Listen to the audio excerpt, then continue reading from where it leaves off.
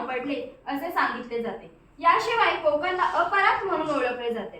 कोकणची निर्मिती परशुरामाने केली अशी आख्यायिका सांगितली जाते. कोकणचा उल्लेख खूप प्राचीन काळापासून येतो. समुद्र किनाऱ्याची असणारी ही संपूर्ण भूमी सप्तकोकण म्हणून ओळखली जाते. मनु जी की जीवन की कथा। मनु जी ने जाने के बाद उनका 15 साल पहले का दूरदर्शन के लिए लिया गया और भूला बिसरा पुराना साक्षात्कार अचानक ठंडे बस्ते में निकलकर सतर पर आ गया। चार साक्षात्कारकर्ताओं से घिरी मनु जी ने कितनी ठसक से सवालों के जवाब दे रही थी। कार्यक्रम के आखिरी पड़ाव पर राजेंद्र यादव मनु जी से एक सवाल पूछा।